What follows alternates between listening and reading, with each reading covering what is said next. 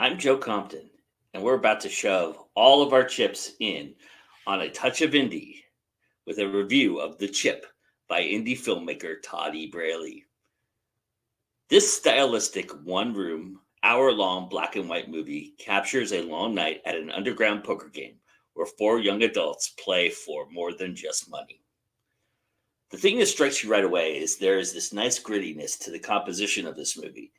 And right away, it mixes this bombastic noir feel with this layer of dread and discomfort that I think plays well for what unfolds throughout this experience.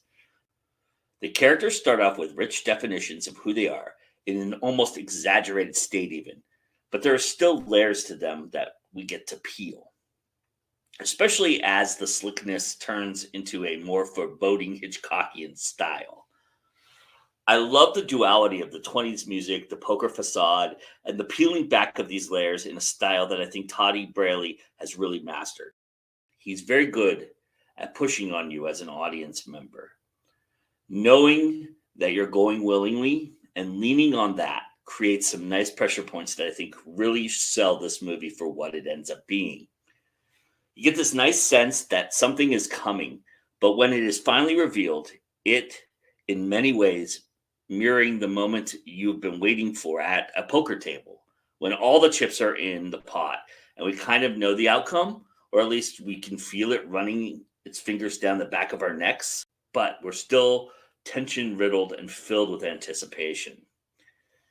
So, along with these dualities comes this irony of what happens at a poker table when in reality we have this long forgotten actual game itself that these four characters came to play.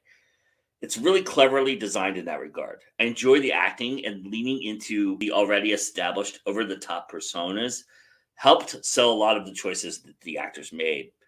There's a couple great moments of subtlety, especially from Peyton, who plays Gina. I like the way she cries. She's a very good crier. There's also a great moment in the climax with Rose Bonino, who plays Liza. Rose is also particularly good at pushing her character's persona. And she does that with this great look at me type character. She really plays with it and does very well.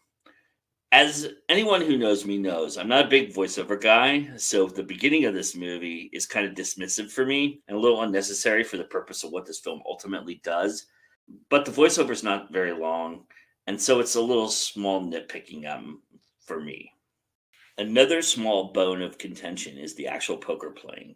Other than the check shuffles, which I think are well done cutaways here, there are a couple rules and primary poker playing aspects that get a little creative license for me a bit. But again, a small nitpick because ultimately the poker aspect really is the backdrop and really doesn't matter for the style and the real story being told in the forefront, which all of that is very well done.